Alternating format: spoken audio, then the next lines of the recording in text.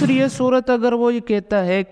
کہ بھائی مجھ میں خریدنے کی طاقت نہیں ہے، میں جو ہے نا اس گھر کو نہیں خرید سکتا، فلاں بیٹا بھی کہہ رہا ہے کہ بھائی میں بھی نہیں خرید سکتا، بیٹیاں بھی کہہ رہی ہیں کہ ہم بھی نہیں خرید سکتے، تو پھر اس کا ایک حل یہ ہے، اگر وہ یہ بھی نہیں دے سکتا، کرایہ بھی نہیں دے رہا ہے وہ، تو پھر اس کا آخری حل یہ ہے کہ وہ اس گھر کو کیا کیا جائے گا، سیل کیا جائے گا، بیچا جائے گا، بیچ کر جو ہے نا ہر ایک کو کیش رقم دے دی جائے، کیونکہ پراپرٹی کچھ مہنگی ہوتی ہے لیکن وہ خرید نہیں سکتے، ایک بھائی سب کو نہیں خرید سکتا، تو وہ کیا کرتا ہے، اس مسئلے کو ڈیلے کرتا رہتا ہے، خود استعمال کرتا رہتا ہے، اور دوسرے بیچارے جو ہے نا دیکھتے رہتے ہیں۔ نحمدہ و نصلی علی رسول الکریم، اما بعد فاعوذ باللہ من الشیطان الرجیم، بسم اللہ الرحمن الرحیم۔ وراثت کی تقسیم کو لے کر جو اس معاشرے میں بیماریاں رائج ہیں ان کے بارے میں گفتگو چل رہی ہے کہ اکثر جو ہے اس معاشرے میں وراثت کی تقسیم کو لے کر بہت غلط فہمیاں پائی جاتی ہیں اور بہت ناانصافیاں بھی ہو رہی ہیں۔ دو کا ذکر میں نے آپ کو بتا دیا۔ تیسری بیماری جو اس معاشرے میں رائج ہے وہ کیا ہے وراثت کی تقسیم کو لے کر؟ وہ یہ ہے کہ دیکھیں، خاندان ہے، باپ ہے، اس کے کچھ بیٹے ہیں، بیٹیاں ہیں، باپ کا انتقال ہو گیا، اب اس نے ایک گھر چھوڑا ہے، اب گھر ایک ہی ہے اور اس کے 2 یا 3 بیٹے ہیں، بیٹیاں ہیں، کچھ کی شادی ہو گئی ہے، کچھ ابھی گھر میں ہیں۔ تو جب باپ کا انتقال ہو گیا، اب 3 طرح کے کام ہو سکتے ہیں یہاں پر۔ پہلا کام تو یہ ہے کہ دیکھیں،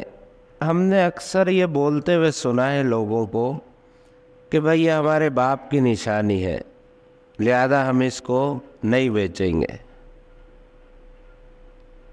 اور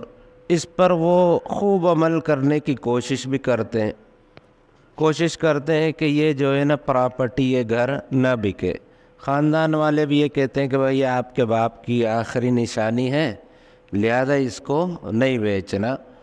اور جو بیچتا ہے تو پھر اسے تنقید کا نشانہ بنایا جاتا ہے۔ تو ٹھیک ہے، نہیں بیچے، شریعت نے آپ کو حکم نہیں دیا کہ آپ پراپرٹی بیچیں، گھر بیچیں، پھر اس کا ایک حل نکالیں، کوئی پلاننگ کریں کہ بھئی باپ کا انتقال ہو گیا ہے، اب ہمارے اوپر شریعت کے احکامات لاگو ہوتے ہیں، جو اللہ تبارک و تعالیٰ نے ایک پوری تفصیل بیان کی ہے اور بذات خود بیان کی ہے۔ میں ابھی آپ کے سامنے ترجمہ کروں گا، آپ کو اندازہ ہوگا کہ اللہ تبارک و تعالیٰ کس طرح تقسیم فرما رہے ہیں۔ ایسا لگتا ہے، اس کی اگر میں مثال یوں دے کر سمجھاؤں تو آسانی سے سمجھ میں آئے گی کہ اگر ماں کہیں دور سے سفر کر کے آئے، مہینے 2 مہینے کے بعد اپنے گھر، اپنے بیٹے بیٹیوں کے پاس، یا یوں کہہ دیں وہ حج یا عمرہ کر کے آئے، تو اس کی کوشش ہوتی ہے کہ میں اپنی اولاد کے لیے کچھ نہ کچھ لے کر جاؤں، اس فلاں بیٹے کے لیے الگ، فلاں بیٹے کے لیے الگ، بیٹی کے لیے الگ۔ جب وہ گھر آتی ہے تو وہ اپنے ہاتھوں سے دیتی ہے کہ یہ آپ کی ہے، یہ بیٹا آپ کی ہے، یہ آپ کی ہے، یہ بیٹی آپ کی ہے۔ وہ کس محبت سے تقسیم کرتی ہے اپنی اولاد میں۔ تو جب ہم ان آیات کو دیکھتے ہیں تو ایسا لگتا ہے کہ اللہ تبارک و تعالیٰ دیکھیں کس طرح جو ہے نا اولاد ہماری ہے، لیکن تقسیم کس اچھے انداز سے کر رہے ہیں کہ بھئی یہ آپ کا ہے حصہ، یہ آپ کا ہوگا، یہ آپ کا ہوگا، چونکہ اللہ تبارک و تعالیٰ تو 70 ماؤں سے بھی زیادہ محبت کرنے والے۔ تو اللہ جو بھی حکم دیتے ہیں اس میں کوئی نہ کوئی حکمت ہوتی ہے، اگرچہ وہ حکمت ہمیں سمجھ میں نہیں آ رہی ہوتی، بظاہر ایسے لگتا ہے کہ اس میں ہمارا نقصان ہے، یہ گھر بک گیا تو ہم در بدر ہو جائیں گے، یا یہ کام ہو گیا تو ہم پریشان ہو جائیں گے، لیکن مسلمان جو ہے اللہ کے حکم کے آگے پھر نفع نقصان کو نہیں دیکھتے۔ بھئی اللہ نے حکم دے دیا ہے، اب یہ کام ہمیں کرنا ہے۔ اکثر جو ہے نا ہمیں وہ حکمت سمجھ میں نہیں آتی۔ جب ان آیات کو آپ دیکھیں گے تو دیکھیں اللہ تبارک و تعالیٰ کس اچھے انداز سے جو ہے نا تقسیم فرما رہے. تو میں آپ کو بتا رہا تھا کہ اب وہ گھر ہے بھائی آپ بیٹھ کے کوئی سیٹنگ بناؤ, ٹھیک ہے, آپ نہیں بیچو, آپ ایسا کریں کہ ان 2 یا 3 بیٹوں میں سے کوئی ایک بیٹا خرید لے اس گھر کو, تو باپ کی ملکیت اس کی اولاد ہی کے پاس رہ جائے گی. خرید لے اور جس کا جو حصہ بنتا ہے اس کو کیش کی صورت میں دے دے, دوسرے بیٹوں کو یا بیٹیوں کو جو جو حصہ بنتا ہے وہ دے کر, یا ان سے ایک وقت لے لے, اس وقت پر ان کو پیسے ادا کر کے وہ گھر اپنے پاس رکھ لے. کہ یہ صورت. دوسری یہ صورت اگر وہ یہ کہتا ہے کہ بھائی میں خریدنے کی طاقت نہیں ہے, میں جو ہے نا اس گھر کو نہیں خرید سکتا, فلاں بیٹا بھی کہہ رہا ہے کہ بھائی میں بھی نہیں خرید سکتا, بیٹیاں بھی کہہ رہی ہیں کہ ہم بھی نہیں خرید سکتے, تو پھر اس کا ایک حل یہ ہے کہ جو بیٹے اس گھر کو استعمال کر رہے انہیں چاہیے کہ جو افراد اس گھر کو استعمال نہیں کر رہے ان کا کرایہ مقرر کر دیں جب تک وراثت کی تقسیم نہیں ہوتی. بھائی بیٹیاں ہیں وہ شادی ہو کے جا چکی ہیں, وہ اس گھر کو استعمال نہیں کر رہی, یا کوئی بیٹا ہے جو کرائے پر رہتا ہے یا اپنے گھر میں رہتا ہے دوسری جگہ پر, لیکن وہ باپ کے اس گھر کو استعمال نہیں کر رہا, تو جو افراد اس گھر کو استعمال کر رہے ہیں ان کے اوپر یہ لازم ہے کہ وہ ان افراد کا کرایہ مقرر کر دے جو یہ گھر استعمال نہیں کر رہے.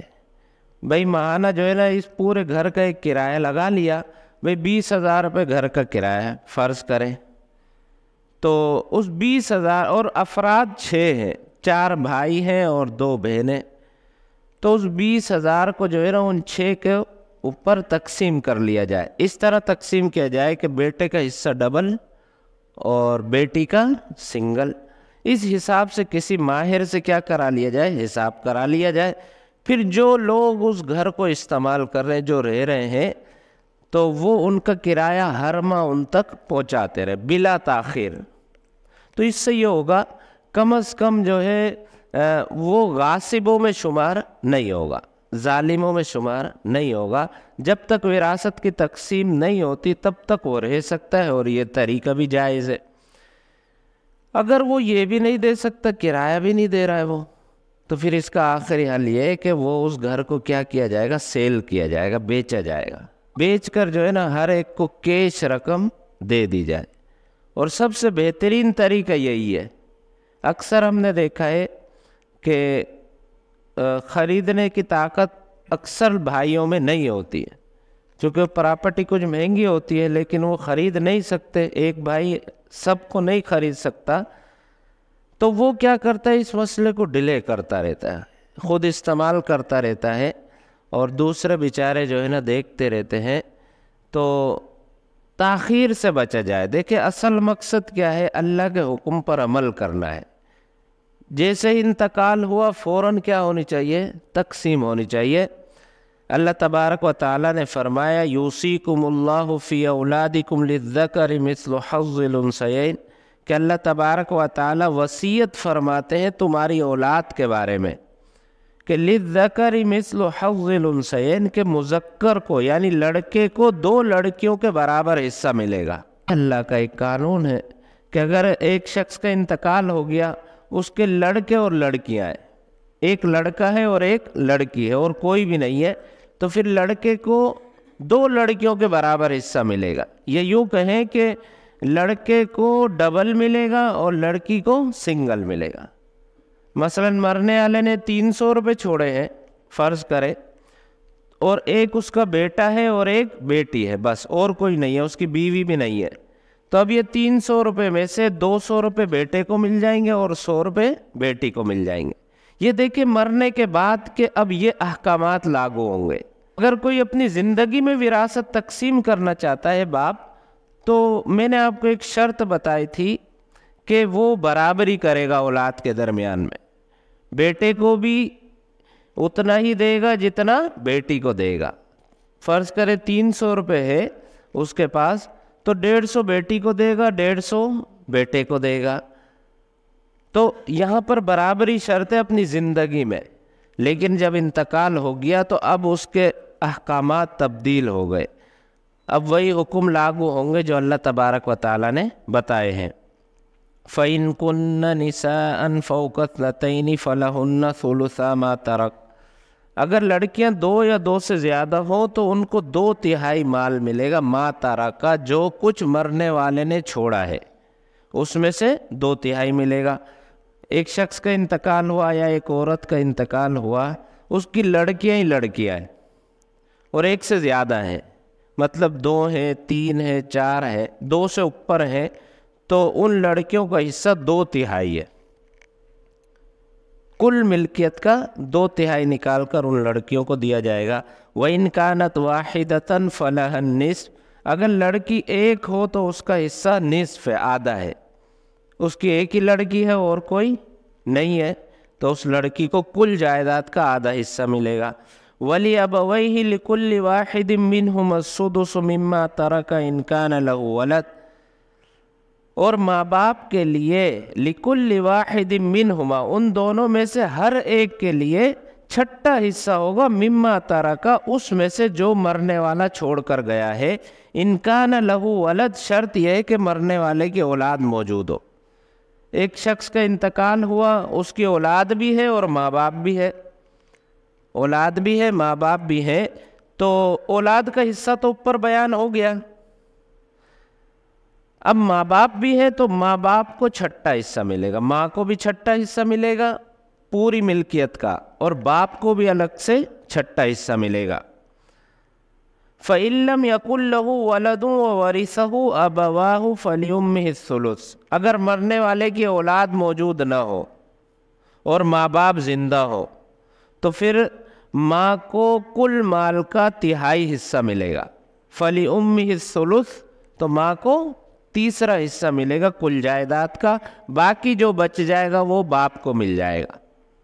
تب دیکھیں نا، آپ اس سے اندازہ لگائے اللہ تبارک و تعالیٰ کس طرح حصے بیان کر رہے ہیں، اس کی اہمیت کا اندازہ آپ اس سے لگا سکتے ہیں، کتنی باریکی سے حصے دے رہے ہیں۔ دیکھیں کہ ماں باپ کا اتنا ہے، اولاد کا اتنا ہے، آگے جب آپ پڑھیں گے